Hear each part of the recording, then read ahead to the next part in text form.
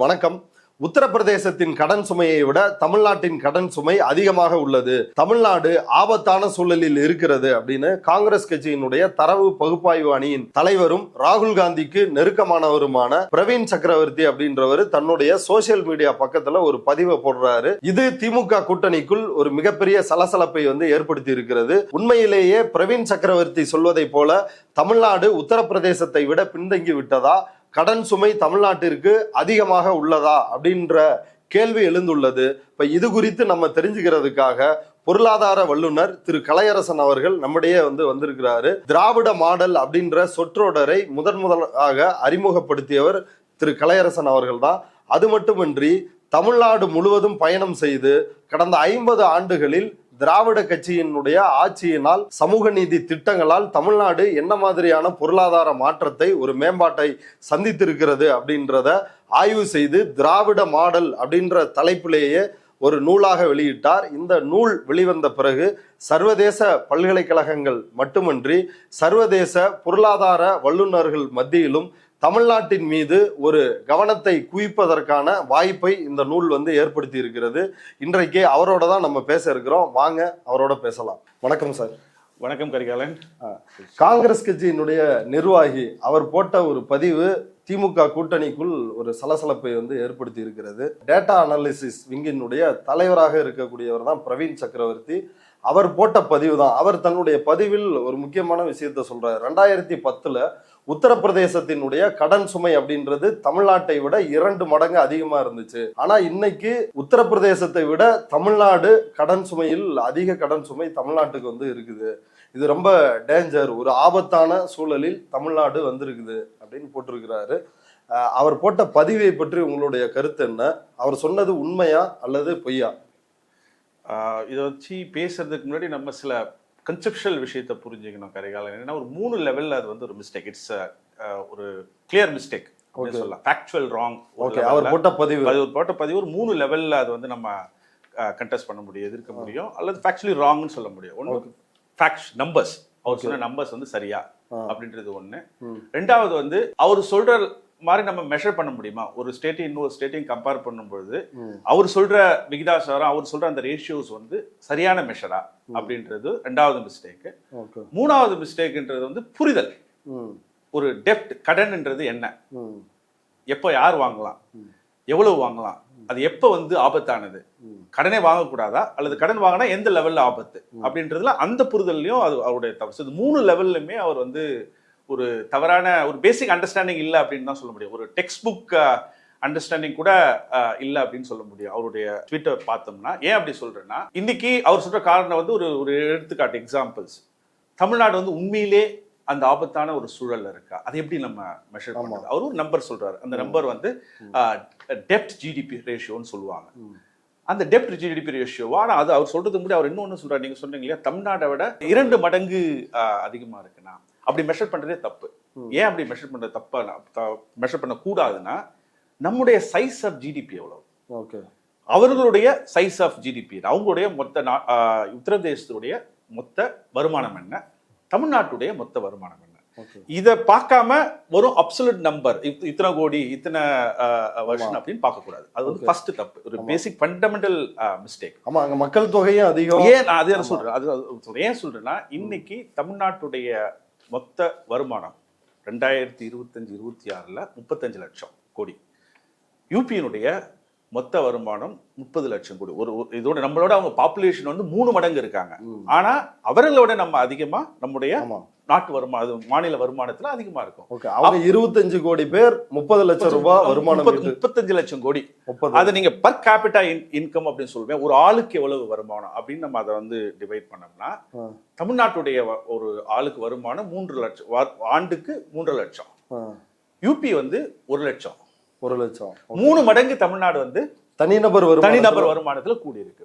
So ஒரு measure நம்ம பண்ணோம்னா, ஒரு ஸ்டேட்டை இன்னொரு ஸ்டேட்டை கம்பேர் பண்ணோம்னா, அந்த கம்பாரிசன் என்ன பேசிஸ்ல நம்ம கம்பேர் பண்ணணும் அப்படின்னு ஒரு வரைமுறை இருக்கு. ஓகே, எதன் அடிப்படையில ஒரு மாநிலம் கடன் சுமையில இருக்குதா இல்ல அது சரியான அளவுல இருக்குதா அப்படின்றத எப்படி தீர்மானிக்கிறது? இது உலக எக்கனாமிக்ஸ் மத்தியில ஒரு வாதத்துக்குரிய ஒரு பொருள். அதாவது கடன் வாங்கலாமா, எவ்வளவு வாங்கலாம், அந்த எல்லை வந்து டேஞ்சர், ஆபத்தானது, அலார்மிங் அப்படின்னு சொல்ற லெவல் என்ன, யாரு டிசைட் பண்றது அப்படின்னு ஒரு விவாதம் இருக்கு. அதுல ஒரு கன்சென்சஸ் இருக்கு.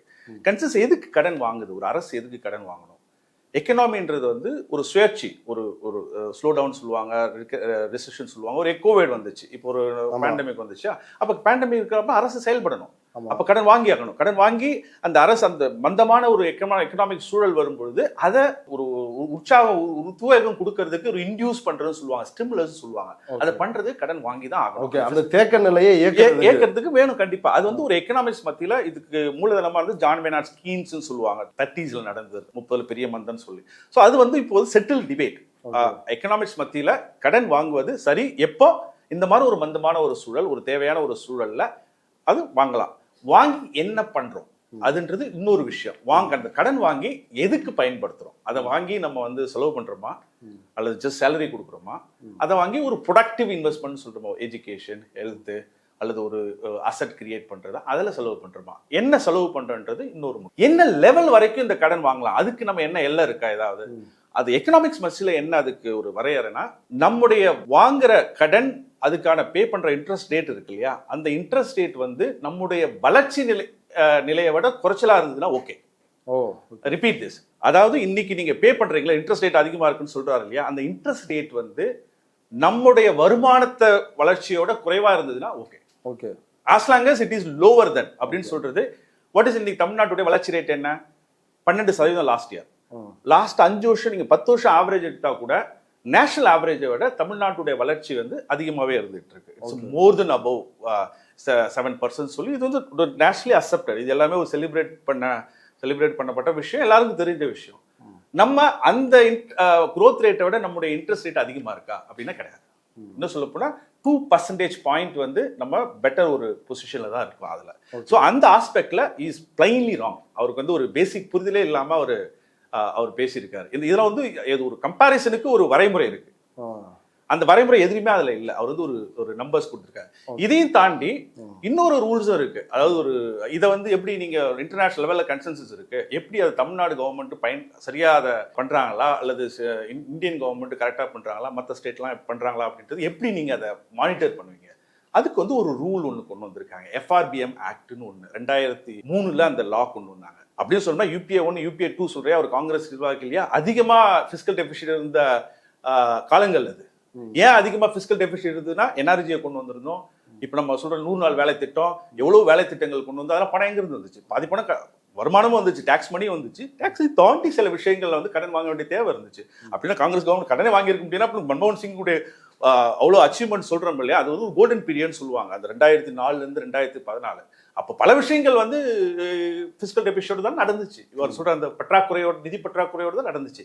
ஸோ அது வந்து ஒரு பொருளாக கிடையாது. நம்ம பொருள் வந்து சஸ்டைனபிலிட்டின்றது நம்முடைய வளர்ச்சி நிலையை விட நம்முடைய இன்ட்ரெஸ்ட் பேமெண்ட் பர்டனா இருக்கா, அதுதான் கேள்வி. நம்மளால பண்ண முடியும்னா நம்முடைய சைஸ் ஆஃப் எக்கனாமி ஓகே, நம்முடைய இது உற்பத்தி போயிட்டு இருக்கு, வளர்ச்சி இருக்கும்போது கடன் வாங்குறது பிரச்சனை கிடையாது. ஓகே, ஒரு தனிநபர் மாதிரி தான், வருமானம் வளர்ச்சி அதிகமா இருக்குது, கடன் அது குறைவா இருக்கு. உங்களால அதை பே பண்ற அளவுக்கு உங்களுக்கு சக்தி இருக்கா அப்படின்றது எப்படி தீர்மானிக்கிறது வரைமுறை இருக்கு. நான் சொன்ன வரைமுறை தான் அந்த தீர்மானிக்கிறது. இது உலக அளவுல அக்செப்ட் பண்ணப்பட்ட ஒரு மெஷர், அது குறிப்பா என்ன எக்ஸாம்பிள் சொன்னா, அமெரிக்கன் எக்கனாமிக் அசோசியேஷன் 2019 இந்த ரூலே கொண்டு வந்திருந்தாங்க, ஒரு அக்செப்டட் ரூல்.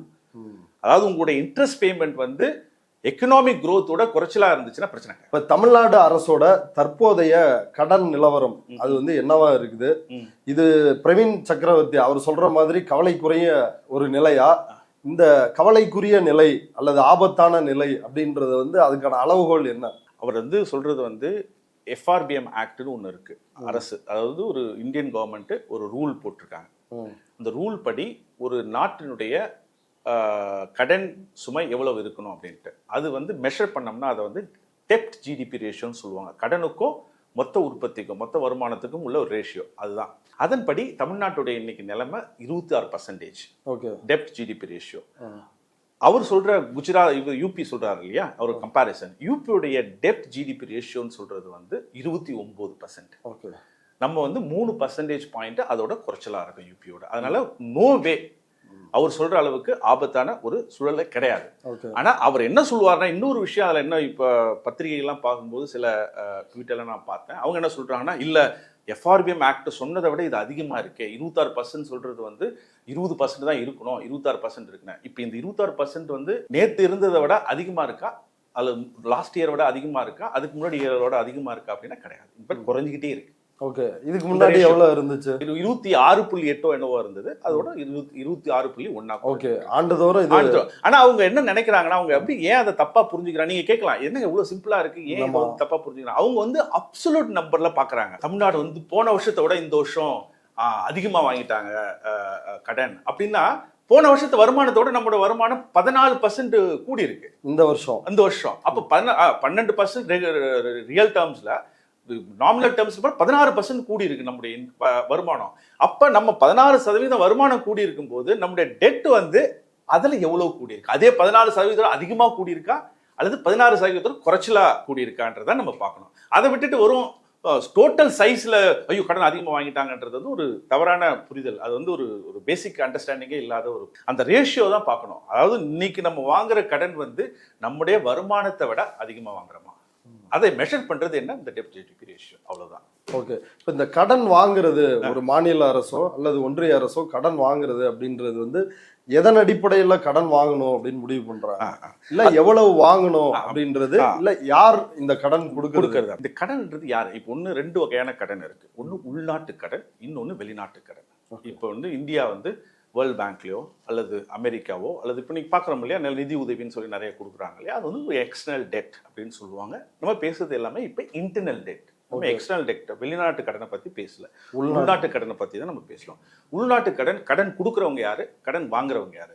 அரசு கடன் வாங்குறது கொடுக்கறது நம்மள மாதிரி மக்கள் தான். இப்போ நீங்கள் போய்ட்டு ஒரு பாண்டு வாங்குவீங்களா, அரசு பாண்டு, அந்த பாண்டில் இன்ட்ரெஸ்ட் கிடைக்கும் அப்படின்னு சொல்லி நீங்கள் வாங்குவீங்க. நம்முடைய சேவிங்ஸ், வீட்டில் அப்பா அம்மா சேவ் பண்ணுறது, மாத வருமானம் நடுத்தர வர்க்கம் வந்து வாங்குறாங்க இல்லையா, எல்ஐசி பாண்ட் போடுறோம். எல்ஐசி பாண்ட்லேருந்து கவர்மெண்ட் வந்து அந்த பாண்ட் அவங்க வாங்குவாங்க. ஸோ அதுதான் நம்மகிட்ட போகிற பணம் தான் அவங்க ஒரு ஹவுஸ் ஹோல்ட் சேவிங் சொல்லுவாங்க, அல்லது அப்புறம் ப்ரைவேட் இன்வெஸ்டர் சேவிங், சில ஃபைனான்ஷியல் வேலை பார்க்குறவங்க, இப்படி எல்லாருடைய இவங்க தான் கொடுக்குறவங்க. வாங்குறது கவர்மெண்ட். ஏன் கவர்மெண்ட் வாங்குது? நான் ஏற்கனவே சொன்ன மாதிரி ஒரு டைமும் எக்கனாமி மந்த நிலைன்றது ஒரே சீரான நிலையில் இருக்காது, கூடும் குறையும், ஸ்டாக்னேஷனில் இருக்கும்.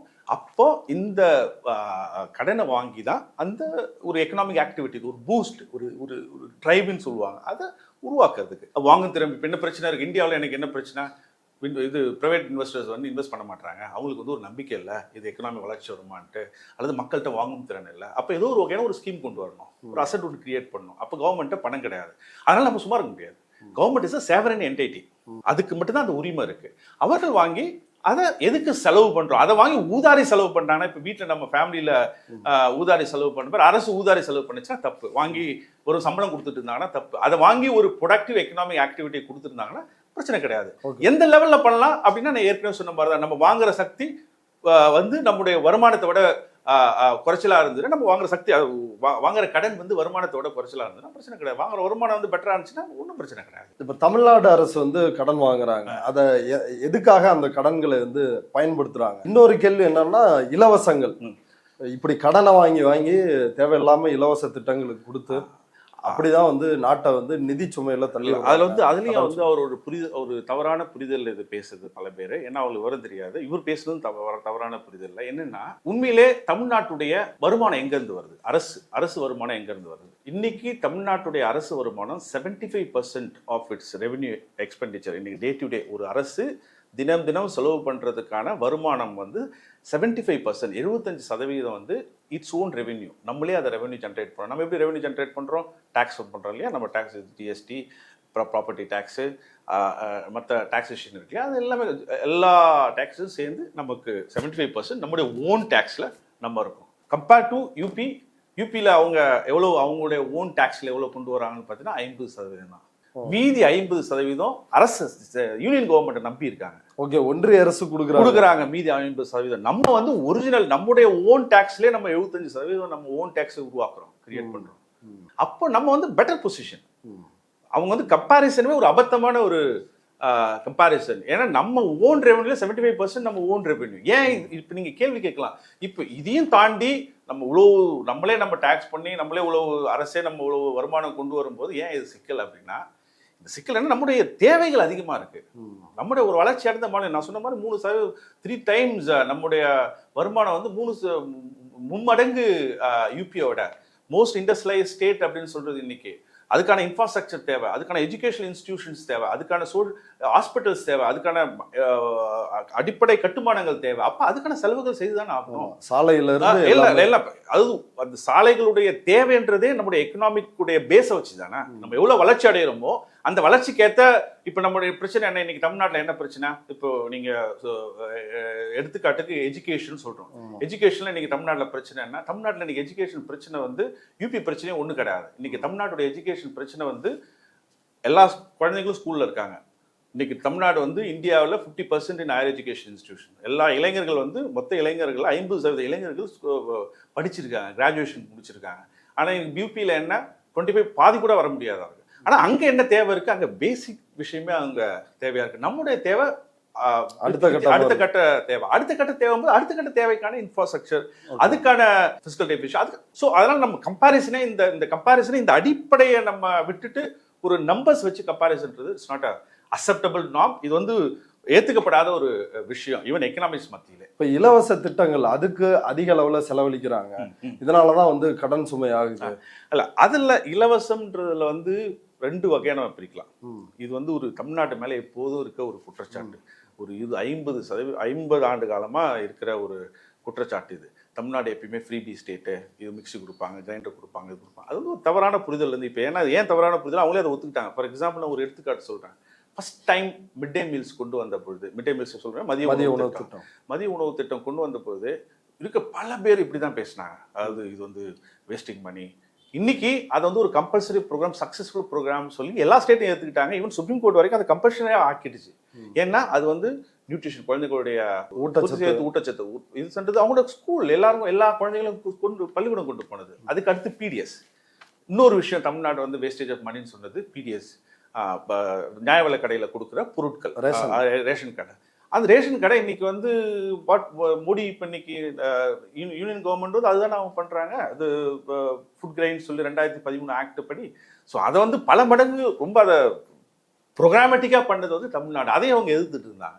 ஸோ இதெல்லாம் வந்து ஒரு வேஸ்டேஜ் ஆஃப் மணி நம்ம சொல்லிட முடியாது. It has a direct connection. இது வந்து நேரடியா ஒரு எக்கனாமி உற்பத்தி சார்ந்த விஷயங்களோட ஒரு தொடர்புள்ள ஒரு விஷயங்கள். இது வந்து சும்மா ஜஸ்ட் ஃப்ரீ எலெக்ஷனுக்கான ஃப்ரீபீஸ் சொல்லி அப்படி புரிஞ்சுக்கப்படுது. சில விஷயங்கள் வேணா அவங்க அப்படி சொல்லலாம். ஆனா பெரும்பான்மையான தமிழ்நாட்டினுடைய ஸ்கீம்ஸ் சொல்றது வந்து, இலவசங்கள் சொல்றது வந்து ப்ரொடக்டிவிட்டியை சார்ந்து இருக்க வேண்டிய விஷயம். ஓகே, இப்ப பெண்களுக்கு, குறிப்பா பெண்களுக்கு இலவச விடியல் பேருந்து அப்படின்னு வந்து பெண்களுக்கு பேருந்துகள் விடுறாங்க. மாதம் உரிமை தொகைன்னு 1000 கொடுக்குறாங்க. மாணவர்களுக்கும் மாணவிகளுக்கும் அதே மாதிரி கொடுக்குறாங்க. இப்ப இதெல்லாம் எப்படி இதுவும் அது மாதிரி இன்வெஸ்ட்மெண்டா? இது டெஃபினட்டா நம்ம இன்வெஸ்ட்மெண்ட் தான் சொல்லணும். ஏன் நான் இதை சொல்லணும், இன்வெஸ்ட்மெண்ட் சொல்லணும், இன்னைக்கு இது வந்து தமிழ்நாடு மட்டும் கிடையாது, வேர்ல்டு லெவல்லே இது உருவாயிட்டு இருக்க ஒரு ட்ரெண்ட். இப்போ கேரளா, கர்நாடகா, இந்தியாவிலே கர்நாடகா கொடுத்துருக்காங்க, டெல்லி ஆப் கவர்மெண்ட் கொடுத்துருக்கு. இதில் என்னென்னா பர்டிகுலர்லி நீங்கள் டிரான்ஸ்போர்ட் எடுத்துப்போம். நம்ம ஒரு பெண்கள் போக்குவரத்தில் இலவசமாக சொல்கிறது, ஸ்டூடெண்ட் மாணவர்களுக்கு இலவசமாக. நான் வந்து சொல்லணும்னா நான் பஸ் பாஸில் படித்தோம். இப்போ கவர்மெண்ட் பஸ் இல்லைன்னா ஸ்கூலுக்கு போக முடியாது. இப்போ உங்கள் வீட்டுக்கும் ஸ்கூலுக்கும் 10 கிலோமீட்டர் இருக்கிறா நீங்கள் எப்படி போவீங்க? உங்களால் அஃபோர்ட் பண்ண முடியாது. அப்பா அம்மா வேலை தொழிலாளியாக இருந்தாங்கன்னா என்ன பண்ண முடியும்? ஸோ அதனால் பல விஷயங்கள் இந்த இலவசன்றது அவங்களோட டைரக்ட் வாழ்நிலை சார்ந்து இருக்கிறது, அவங்களோட வாழ்நிலை உற்பத்தியை சார்ந்து இருக்கிறது. அதனால் இது நம்ம அது வந்து இன்னும் டிரான்ஸ்போர்ட்டே இன்னைக்கு வந்து கிளைமேட் கொஸ்டின் சொல்கிறோம். ஒரு பப்ளிக் டிரான்ஸ்போர்ட்டை ஸ்ட்ரென்தன் பண்ணுறது, இந்த மாதிரி ஊக்குவிக்கிறது. அவங்க பப்ளிக் டிரான்ஸ்போர்ட் போகணும், இல்லைன்னா 2 வீலர் அவன் தனித்தனியாக இண்டிவிஜுவலாக 2 வீலரை வச்சுக்கிட்டு விட்டுட்டு பப்ளிக் டிரான்ஸ்போர்ட் போகிறது வந்து ஒரு என்கரேஜ். உலக அளவில் இது அக்செப்ட் பண்ணப்பட்ட விஷயம். இது வந்து நம்ம ஃப்ரீபின்னு சொல்லி அடக்கி அதை வந்து இதுக்கும் வளர்ச்சிக்கும் சம்பந்தம் இல்லை, இது வந்து வேஸ்டேஜ் ஆஃப் எக்ஸ்பெண்டிச்சர்ன்றது வந்து ஏற்றுக்கப்படாத, இது வந்து ப்ரூவன் ராங். அது வந்து ஏற்றுக்கப்படாத ஒரு விஷயம். அது என்ன சொல்லப்போனா, இந்த மாதிரி ஃப்ரீபீஸ் தான் இந்த மாதிரி ஒரு கண்ட்ரீஸ்ல, அதாவது ஒரு குளோபல் சவுத்தில் உள்ள கண்ட்ரீஸ்ல, இந்தியா மாதிரி ஒரு கண்ட்ரீஸ்ல இதுதான் ஒரு அவர்களை வந்து ஒரு ப்ரொடக்டிவ் எக்கனாமிக்குள்ள, ஒரு வளர்ச்சி சார்ந்த எக்கனாமிக்குள்ள கொண்டு வரணும்னா சில இலவசங்கள் வந்து நெசசரி. அது நடந்திருக்கு, அதுக்கான எவிடன்ஸ் இருக்கு, அது வந்து பாசிட்டிவான அதனுடைய அவுட்கம் இருக்கு அப்படின்றது பல எக்கனாமிக்ஸ் வந்து ப்ரூவ் பண்ணிக்க நிறைய மாடல்ஸ் வந்துச்சு. இதெல்லாம் டெஸ்ட் பண்ணி ப்ரூவ் பண்ணி பேப்பர்ஸ் வந்து ஆய்வு பண்ணி எக்ஸாம்பிள்ஸ் நிறைய சொல்ல முடியும். அதனால வந்து இலவச என்ற பேர்ல இதை வந்து எதிர்க்கிறது அல்லது இலவசத்துக்கு தான் இதை செலவு பண்றாங்கன்றது உண்மைத்தன்மை கிடையாது. இப்ப மாணவர்களுக்கு வந்து லேப்டாப்பு இப்படி பல திட்டங்கள் இருக்குது இல்ல, பெண்களுக்கு முன்வைக்கிற திட்டங்கள், இப்ப இதெல்லாம் வந்து என்ன விளைவை வந்து சமூகத்துல ஏற்படுத்துது, பொருளாதாரத்துக்கு என்ன விதமான இல்ல அது சொன்னல, அதாவது தமிழ்நாட்டுடைய growth மாடல் என்ன அப்படின்னு நம்ம பார்த்தோம்னா, தமிழ்நாட்டுடைய growth மாடல்ன்றது வந்து ஒரு ஸ்டேட்டுக்கு ஒரு குஜராத்துக்கு ஒரு growth மாடல் சொல்லுவாங்க. குஜராத் மாடல் அதனுடைய பேஸ் என்ன? குஜராத் மாடல் பேஸ் என்னன்றது ஒரு பெரிய இண்டஸ்ட்ரீஸ் கட்டி, அந்த இண்டஸ்ட்ரீஸ் பெட்ரோலியம் சார்ந்த இண்டஸ்ட்ரி, அதில் தொழிலாளிகள், அதில் தொழிலாளர் வர வருமானம், அதை சார்ந்து ஒரு இண்டஸ்ட்ரி நடக்குது. தமிழ்நாட்டுடைய இண்டஸ்ட்ரியல் மாடல் அல்லது எக்கனாமிக் மாடல்ன்றது வந்து ஹியூமன் கேபிட்டல், மனித வளர்ச்சி சார்ந்த விஷயம். அப்போ மனித வளர்ச்சி எப்படி வரும்? மனித வளர்ச்சியுடைய கூறுகள் என்ன? எஜுகேஷன், மருத்துவம் அல்லது அதை சார்ந்த விஷயங்கள். இது எப்படி நம்ம கொண்டு வர்றது? எல்லாருக்கும் எஜுகேஷன் கிடைக்கணும். அதில் சாதி சார்ந்த சமூகம் இது அல்லது ஏழ்மை சார்ந்த சமூகம், ரூரல் அர்பன் டிஃபரன்சஸ், இப்போ எல்லாருக்கும் நீங்கள் எஜுகேஷன் இன்ஸ்டியூஷனில் கொண்டு வரணும்னா ஏதோ ஒரு இன்சென்டிவ்ஸ் வச்சு நாங்கள் கொண்டு வரணும். அப்போ தான் இந்த பஸ் பாஸு, ஸ்காலர்ஷிப்பு, யூனிஃபார்ம் ஃப்ரீயாக கொடுத்தது, மிட் டே மீல்ஸு, அதுக்கப்புறம் ஃபஸ்ட் ஜென்ரேஷன் நீங்கள் படிச்சிருந்தீங்கன்னா உங்களுக்கு ஸ்காலர்ஷிப்பு, இதெல்லாம் ஒவ்வொரு ஆஸ்பெக்டும் ஒவ்வொரு டைமில் கொண்டு வந்து ஒரே நாளில் நடக்கல. இது வந்து ஒவ்வொரு விஷயம் இன்னும் சொல்ல போனால், நான் இது வந்து பிளாவரியாக சொல்லணும்னா, பல ஸ்கீம்ஸ் வந்து எக்ஸ்பெரிமெண்ட் பண்ணாங்க. இது பண்ணால் ஒர்க் ஆகுமா, இதனால நடந்துச்சா, உண்மையிலே இப்போ பஸ் பாஸ் கொடுத்ததுனால மாணவருடைய வருகை அதிகரிச்சுதா, மிட் டே மீல்ஸ் கொண்டு வந்ததுனால இது ஸ்டூடெண்ட்டுடைய ஸ்கூல் என்ரோல்மெண்ட் வந்து கூடுச்சா, அல்லது பெண்களுடைய இது ஊக்குத்தொகை அல்லது உரிமை கொடுத்ததுனால அதனால அவங்களுடைய என்ரோல்மெண்ட் கூடுச்சா, அப்படின்னு நிறைய எவிடன்ஸ் இருக்கு. இது வந்து தமிழ்நாட்டு, நான் ஏதோ தமிழ்நாட்டில் சார்ந்து இருக்கிறதுனால, தமிழ்நாட்டில் இருக்கிறதுனால, என் பேர் கலையரசன், தமிழ்நாட்டை சார்ந்து இருக்கிறதுனால சொல்ல வரல. இது வந்து உலக அளவில் எஸ்டாப்ளிஷ்ட் ஃபேக்ட். அதாவது நிறைய ஆய்வாளர்கள்னு சொல்ல போனால், ரீசென்ட்லி ஒரு யூனிவர்சிட்டி ஆஃப் கலிஃபோர்னியாவிலேருந்து ஒரு ஆய்வு அறிக்கை வந்திருக்கு. ஸோ அதனால் இது ஒவ்வொரு ஸ்கீம்ஸ் வந்து இதனால தான் நம்ம வந்து ஏதோ ஒரு வகையில் ஒரு இன்க்ளூசிவ் மாடல் அப்படின்னு சொன்னோம்னா என்ன, எல்லாருக்கும் ஓரளவுக்கு கல்வி கிடைக்கணும், சமூகத்தில் எல்லாருக்கும் மருத்துவம் கிடைக்கணும், எல்லாருக்கும் அந்த மருத்துவம் கல்வியை வச்சு ஒரு வாய்ப்பு, வேலை வாய்ப்புக்கான ஒரு சூழல் உருவாக்கணும். அதனால தான் இன்னைக்கு பெண்கள் வந்து தமிழ்நாட்டில் இன்னைக்கு மொத்த ஃபேக்ட்ரி செக்டார் எடுத்துக்கிட்டோம்னா 45% ஆஃப் இந்தியாவில் இருக்க ஃபேக்ட்ரி செக்டார் இருக்கிற பெண்கள் தமிழ்நாட்டிலேருந்து வராங்க. 45 மொத்த பெண்கள் தொழிலாளர்கள், பெரிய தொழிற்சாலைகளை வேலை செய்கிற பெண்களில் தமிழ்நாட்டில் இருந்து 45%. ஸோ இது எப்படி இது அச்சீவ் ஆச்சு, எப்படி இது பாசிபிலிட்டி ஆச்சு, இது இந்த இன்க்ளூஷன் வந்து எப்படி நடந்துச்சு? அது வந்து ஒவ்வொரு டைம்லையும் சின்ன சின்ன இன்டர்வென்ஷன் நம்ம பண்ணது. அது வந்து மிட் டே மீல்ஸாக இருக்கலாம், அல்லது இது ஸ்காலர்ஷிப்பாக இருக்கலாம், அல்லது ஃப்ரீ பாஸ் சொல்கிறோம்ல அது கொடுத்ததாக இருக்கலாம், அல்லது இன்சென்டிவ் கொடுத்ததாக இருக்கலாம், அல்லது முதல் தலைமுறை கொடுத்ததாக இருக்கலாம், அல்லது காஸ்ட் பேஸ்ட் ரிசர்வேஷனாக இருக்கலாம். ஒவ்வொரு விஷயமும் அவர்களை இங்கே கொண்டு வந்து சேர்த்துச்சு. அதனால அவர்களுக்கு வாய்ப்புகள் இருக்குது.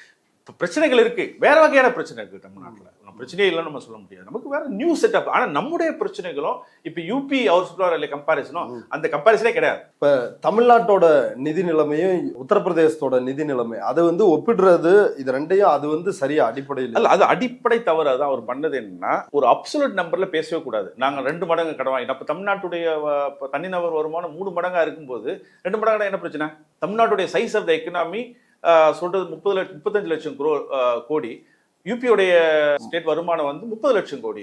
அதோட நம்மளோட 3 மடங்கு பாப்புலேஷன் உள்ள மாநிலம் அப்படின்னு சொல்லும்போது எப்படி வந்து இந்த நம்பர்ஸ் வச்சு இது சொல்லுவாங்களே 10,000 கோடி சும்மா அடிச்சு விடுற மாதிரி ஒரு விஷயம். அதை பேசணும்னா பொருளோட பேசணும்னா ரேஷியோ பேசணும். நம்ம வாங்குற கடன் வந்து நம்ம உற்பத்திக்கு ஏற்றவாறு இருக்கா அல்லது அதோட அதிகமா இருக்கா, அதுதான் ரேஷியோ. அந்த டெட் ஜிடிபி ரேஷியோன்னு சொல்றது. அது வந்து தமிழ்நாடு வந்து 26% ஆஃப் இட் ஜிடிபி, யூபி வந்து 29%.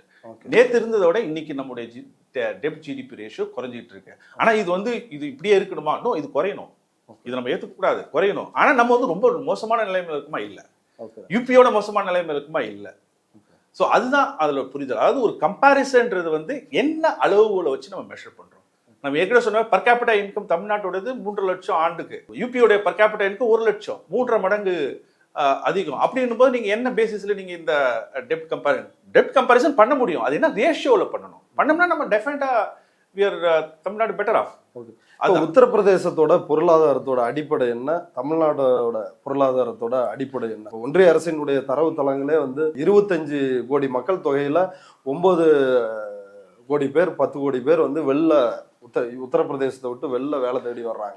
இல்ல அது நிலைமை இல்ல அது உண்மை. அதாவது இன்னைக்கு இந்தியாவில் ஒரு இண்டஸ்ட்ரியலைஸ்ட் ஸ்டேட் அப்படின்னு சொன்னோம்னா தமிழ்நாடு தான். நம்பர்ஸ் எந்த நம்பர்ஸ் சொன்னாலும் எடுத்துக்கோங்க. நம்பர் ஆஃப் ஃபேக்ட்ரிஸ், ஜிவின்னு சொல்ற நம்பர்ஸ், அல்லது number of workers in factory, அல்லது வேஜஸ் அப்படின்னு சொன்னாலும் எல்லா மெஷர்ஸ்லையுமே தமிழ்நாடுன்றது டாப் 1 2 அப்படிதான். முதல் சில விஷயங்கள்ல டாப் 1ல இருக்குது, சில விஷயங்கள் 2. So one of the most industrialised urbanised state அப்படின்னு சொன்னோம்னா தமிழ்நாடு. யூபி டெஃபினட்டா அந்த விஷயத்துல கிட்டவே சேர்ந்தது. சொன்னால 3 மடங்கு நம்ம ஆனா யூபி வளர்ந்துட்டு இருக்கு. இல்ல நம்ம வளர்ச்சி இல்லைன்னு சொல்லல. ஆனா அவர்களுடைய வளர்ச்சியை விட நம்முடைய வளர்ச்சி ஃபார் எக்ஸாம்பிள் இந்த வருஷம் கடந்த ஆண்டுடைய நம்முடைய வளர்ச்சி என்ன? கடந்த ஆண்டுடைய வளர்ச்சி ரியல் டேர்ம்ஸ்ல 11%. ரியல் டேர்ம்ஸ்னா ஆக்சுவல் உற்பத்தி. அவங்க யூபியோடைய 11.6%. யூபியோடைய பர்சன்டேஜ் என்ன லாஸ்ட் இயர் அப்படின்னு I think it's 6 or 7 or 8. It's national ஆவரேஜோட ஒரு இதுதான். அப்படின்னு சொல்லும்போது அவன் ஏற்கனவே அவர்களுடைய லெவலும் பர் கேபிட்டா இன்கமும் குறைச்சலா இருக்கு. அதை தாண்டி குரோத்தும் அங்க இது தமிழ்நாட்டுக்கு ஈக்குவலான ஒரு குரோத் அங்க கிடையாது. ஒண்ணு. ரெண்டாவது, அந்த குரோத் வளர்ச்சின்னு சொல்றது என்ன வகையான வளர்ச்சி? இது வெறும் பெரிய ஃபேக்டரிஸ், ஒரு சின்ன ஒரு இப்போ யூபி நீங்கள் போயிருக்கீங்களான்னு தெரியல. யூபி இருக்கிறது வந்து ஒரு நொய்டா ஒரு பெல்ட்டு, அதுக்கப்புறம் லக்னோன்றது கேபிட்டல், அந்த ஒரு விஷயம். ஈஸ்டர்ன் யூபி அப்படின்னு சொல்றது முழுக்க அது மெஜாரிட்டி வளர்ச்சி அப்படின்னு சொல்றது வந்து ஒரு டிரைவர்ஸ் அப்படின்னு சொல்றது வெஸ்டர்ன் யூபி தான். இப்போ நீங்கள் தமிழ்நாட்டுடைய ஒரு வளர்ச்சி அப்படின்னு சொல்லணும்னா இங்கே வந்து ஒரு டிஸ்ட்ரிபியூட்டட் ஒரு பரந்த ஒரு நீங்கள் சென்னையில் ஃபேக்ட்ரிஸ் பார்க்க முடியும், கோயம்புத்தூரில் ஃபேக்ட்ரிஸ் பார்க்க முடியும், திருப்பூரில் பார்க்கலாம், இந்த பக்கம் போனால் திண்டுக்கல், அந்த பக்கம் போனால் நாங்குநேரி. ஸோ ஒரு ஒரு ஸ்ப்ரெட் ஆனது. அது மட்டும் கிடையாது, சைஸ் ஆஃப் த ஃபேக்ட்ரிஸ்ன்னு சொன்னாலும் பெரிய நீங்கள் எல்லா உலகத்தில் இருக்க எல்லா பிராண்டும் இங்கே நீங்கள் பார்க்கலாம். அதாவது ஃபாக்ஸ்கான் இப்போ மொபைல் ஃபேக்ட்ரி, ஆப்பிள் மொபைல் ஃபேக்ட்ரியிலேருந்து ஷூ, கார்மெண்ட்ஸ் எல்லாம் பார்க்கலாம். அதே நேரத்தில் எம்எஸ்எம்இ, சிறு குறு முதலீட்டாளர். அதுதான் வந்து இது ஒரு தமிழ்நாட்டுடைய வளர்ச்சியை வந்து ஒரு இன்க்ளூசிவ் சொல்றது சைஸ் ஆஃப் த ஃபேக்ட்ரி, அதோட நேச்சர், ஸ்ப்ரெட்டு எல்லாமே. அது எப்படி சாத்தியமாச்சுன்னா இந்த சின்ன சின்ன இன்டர்வென்ஷன்ஸ் இவங்க ஹிஸ்டாரிக்கலாக பண்ணது. ஆனால் யூபியோடைய மாடல் வேற. அது ஸோ அதனால சைஸ் ஆஃப் த எக்கனாமி நம்ம கம்பேரிசன் கிடையாது, அந்த நேச்சர் ஆஃப் எக்கனாமி நம்ம கம்பேரிசன் கிடையாது. ஆனால் பண்ண முடியும். பண்றது வந்து அந்த மெஷரோட கரெக்டாக பண்ணணும். அதுதான் விஷயம். உத்தரப்பிரதேசம் தான் அதிக அளவு டாக்ஸ் கட்டுற மாநிலம் அப்படின்ற ஒரு ஆர்குமெண்ட்டையும் வைக்கிறாங்க. இல்ல இது வந்து இல்ல ரைட்டிங்ல தமிழ்நாட்டுடைய நான் ஏற்கனவே சொன்ன மாதிரி தமிழ்நாட்டுடைய ஆட்சி, அதாவது தமிழ்நாட்டுடைய கவர்மெண்ட்டுடைய வருமானம் 75% of its expenditure come from, அல்லது இதனுடைய ரெவென்யூ ரெசிப்ட், இதனுடைய வருமானம் வந்து நம்முடைய ஓன் டேக்ஸ்லேருந்து வருது. அவங்க கிட்ட இருக்கிறது 50% தான் ஓன் டேக்ஸ்ல இருந்து வர்றது. அது யூபி அந்த மக்கள்கிட்ட இருந்து டேக்ஸ் கலெக்ட் பண்ணதில் 50% தான் அவங்களால கலெக்ட் பண்ண முடிஞ்சது அவங்க கவர்மெண்ட்டுடைய வருமானத்தில். மீதி எங்கேருந்து அந்த வருமானம் வருது, அல்லது மீதி எங்கேருந்து அந்த எக்ஸ்பெண்டிச்சருக்கான அவங்களுக்கு சோர்ஸ் இருக்குது, அது வந்து சென்ட்ரல் கவர்மெண்ட்டை சார்ந்து இருக்குது. நம்ம வந்து 25% தான், 75% நம்முடைய கவர்மெண்ட் ஓன் டேக்ஸ் ரெவென்யூ. அதனால there is no comparison in this case. Okay, இப்போ 100 நாள் வேலை திட்டத்தோட பெயர் வந்து மாற்றப்பட்டிருக்குது. அதுக்கு கடுமையான எதிர்ப்புகள் வருது. இப்போ ஒன்றிய அரசு அந்த 100 நாள் வேலை திட்டத்திற்கான நிதி, அவங்க ஒதுக்குற நிதியை வந்து குறைச்சிட்டாங்க. இப்போ தமிழ்நாடு வந்து ஒரு 40% அந்த திட்டத்தை செயல்படுத்துறதுக்காகவே வந்து கடன் வாங்க வேண்டியது இருக்குது. இதனால ஒரு நிதி சுமை இல்லை, அது வந்து இது வந்து மாநில அரசுகள் மேலே உள்ள ஒரு நிதி சுமை உறுதியாக நம்ம சொல்ல முடியும். ஏன்னா இந்த ஸ்கீம்ஸ் சொல்கிறோம் இல்லையா, இது இன்னைக்கு சொல்கிற 100 நாள் வேலை திட்டம் அல்லது ஜல் மிஷன், ஒவ்வொரு ஸ்கீம்ஸ் சொல்லுவாங்க. இந்த ஸ்கீம்ஸ் பல ஸ்கீம்ஸ் பேர் வந்து சென்ட்ரலி ஸ்பான்சர்ட் ஸ்கீம்ஸ்னு சொல்லுவாங்க. அதனுடைய அடிப்படை என்னென்னா ஒன்றிய அரசு வந்து ஒரு குறிப்பிட்ட சதவீதம் பணம் கொடுக்கும். இப்போ என்ஆர்ஜி இந்த 100 நாள் வேலை திட்டத்தில் முன்னாடி இருந்தது வந்து 80% அதனுடைய செலவு வந்து ஒன்றிய அரசு ஏற்றுக்கும், மாநில அரசு வந்து 20%. அதனால அது வந்து ஒரு சக்தி. எல்லா மாநிலமும் அதை விரும்பி ஏற்றுக்கிட்ட விஷயம். ஏன்னா அது வந்து ஒரு பெரிய ஒரு டிரான்ஸ்ஃபார்மேட்டிவ் ஸ்கீம் நம்ம சொல்ல முடியும். இன்னைக்கு பல கிராமங்களில் ஒரு எளிய மக்களுடைய வாழ்வில் ஒரு பெரிய மாற்றங்கள் உருவாயிருக்கு. ஒரு 10-20 ஆண்டுகள் அப்படின்னு 2006 இந்த ஸ்கீம் வந்துச்சு.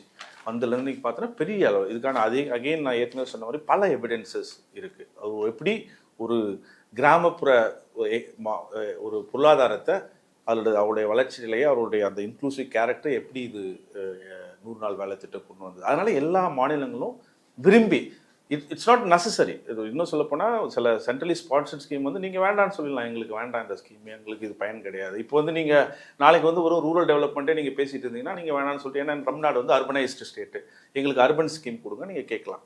ஸோ ஆனால் இந்த என்ஆர்ஜியை பொறுத்த வரைக்கும், இந்த 100 நாள் வேலை திட்டத்தை பொறுத்த வரைக்கும் இது வந்து ஒரு முக்கியமான தேவையான ஒரு விஷயன்றது எல்லாரும் புரிஞ்சுக்கிட்ட ஒரு விஷயம். அதில் இப்போ இவங்க வந்து 80% 60 ஆயிடுச்சு. அப்போ ஸ்டேட்டுடைய மாநிலத்தினுடைய ரெஸ்பான்சிபிலிட்டி வந்து 20% 40% கூடுது. அப்படின்றப்ப அப்போ அதுக்கு புதுசாக எங்கேருந்து பணம் வரும்? இப்போ நீங்கள் ஏற்கனவே உங்களுக்கு வந்து ஒரு பட்ஜெட், வருஷத்துக்கு ஒரு பட்ஜெட்டில் நீங்கள் இது ஒரு ரேஷியோ ஒதுக்கி வச்சுருக்கீங்க. திடீர்னு நீங்கள் ஒரு ஓட்டை அதில் விழுது, அப்போ நீங்கள் அதை அட்ஜஸ்ட் பண்ணி தானே ஆகணும்.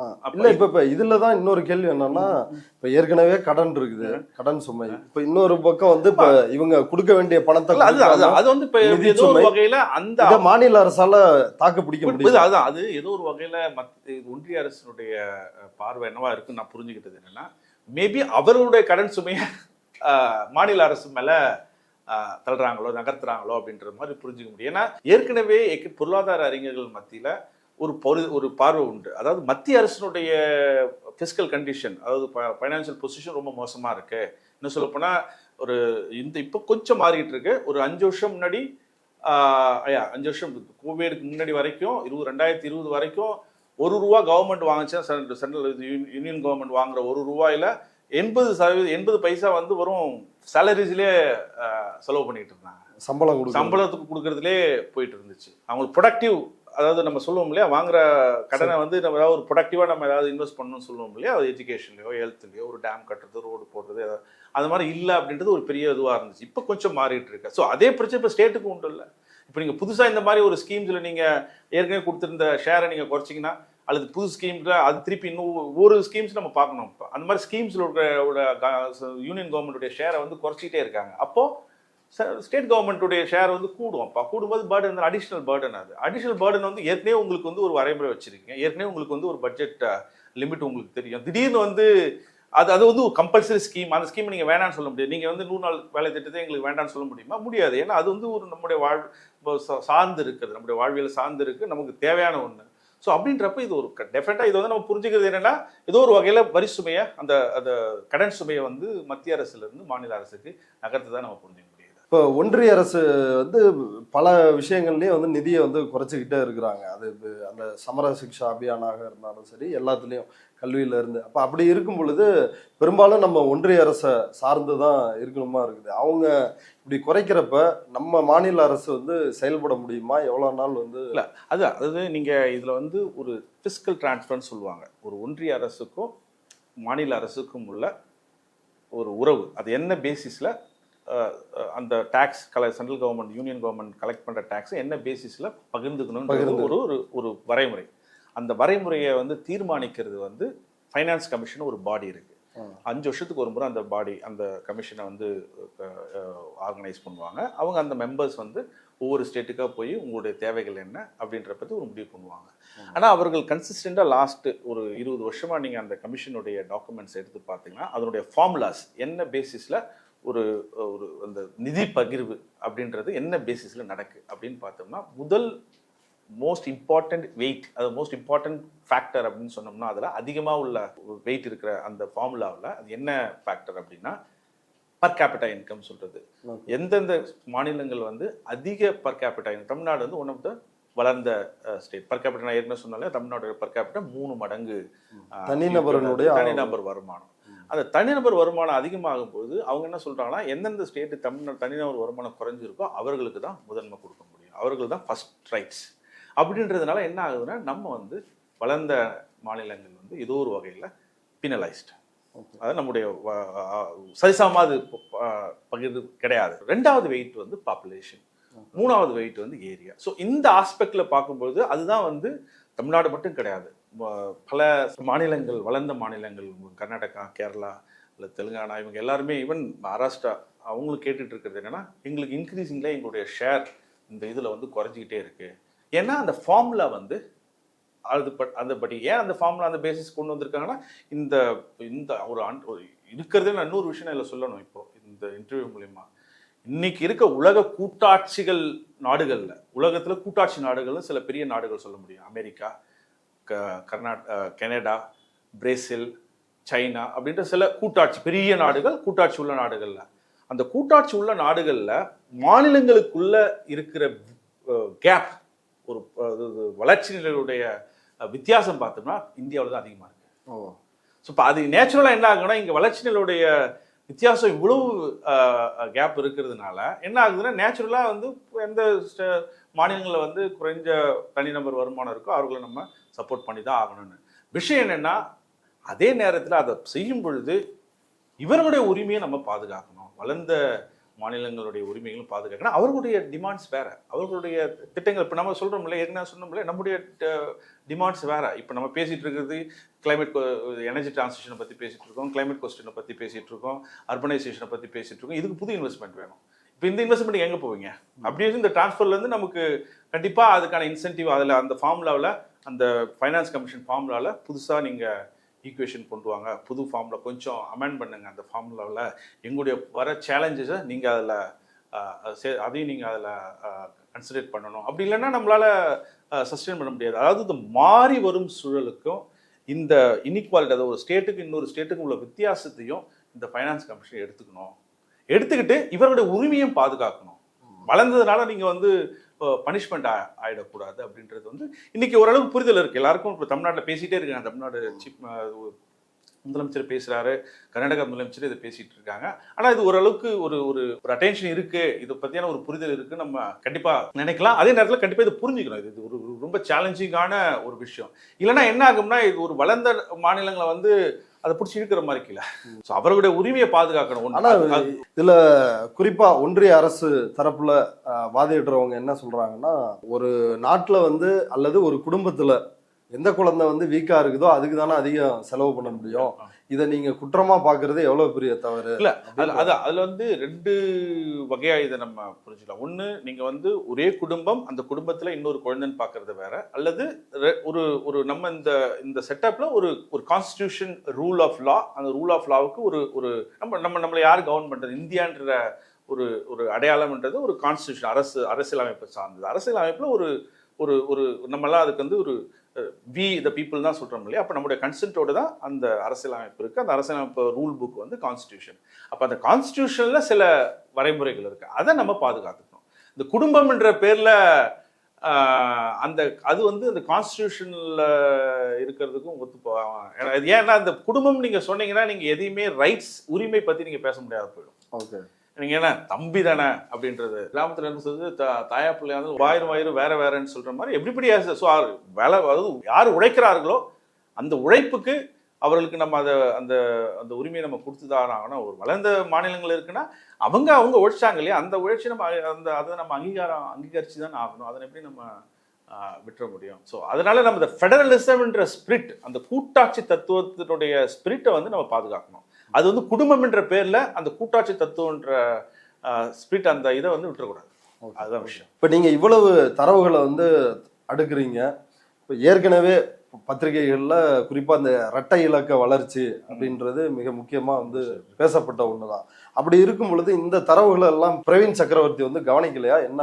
இல்ல, அதாவது அவருடைய புரிதல்ல ஒரு பிரச்சனை இருக்கு. அதாவது வந்து ஒரு கம்பேரிசன்ன்றது வந்து எந்த அளவுகளை வச்சு ஒரு ஸ்டேட்டையும் இன்னொரு ஸ்டேட்டையும் நம்ம கம்பேர் பண்றோன்றதுல ஒரு புரிதல்ல தப்பு. அதை தாண்டி அவருக்கு தெரியாத இருந்திருக்குமா இந்த விஷயம்லாம் அப்படின்னா இல்ல, தெரிஞ்சிருக்கும். கண்டிப்பா சில விஷயங்களை அவர் கண்டிப்பா ஏதோ அவருக்கு ஒரு நோக்கம் இருக்கலாம் அதை சொல்றதுக்கு. ஏன்னா குறிப்பாக சொன்னால் அவருக்கு நீங்கள் ஏற்கனவே சொன்ன மாதிரி தமிழ்நாடு வந்து 2 இலக்க வளர்ச்சி இருக்குது, 11% குரோத். அப்போ நீங்கள் ஒரு டெப்ட், ஒரு கடனை நம்ம மெஷர் பண்ணோம்னா இன்னொரு ஸ்டேட்டுக்கும் இந்த ஸ்டேட்டுடைய வருமானம் என்ன, அந்த வருமானத்தை விட்டுட்டு வரும் கடனை மட்டும் தனியாக எடுத்து நம்ம வந்து பார்க்க முடியாது. இதனுடைய சைஸ் ஆஃப் த எக்கனாமி என்ன அப்படின்னு நம்ம பார்க்க முடியாது. அதுக்கு அவர் தெரிஞ்சு இருக்கணும். கண்டிப்பாக ஒரு பேசிக் எக்கனாமிக் அண்டர்ஸ்டாண்டிங் உள்ளவங்க அப்படி பண்ண மாட்டாங்க. அப்போ அவர் பண்ணியிருக்காருன்னா அதுக்கு ஏதோ ஒரு காரணம். இவ்வளவு நேரம் நம்முடைய பார்வையாளர்களுக்காக இந்த விவகாரம் குறித்து விரிவாக பேசுனதுக்கும், அதுவும் எங்க அரங்கத்துக்கே வந்து பேசுனதுக்கு ரொம்ப நன்றி. மகிழ்ச்சி கரிகாலன், நன்றி.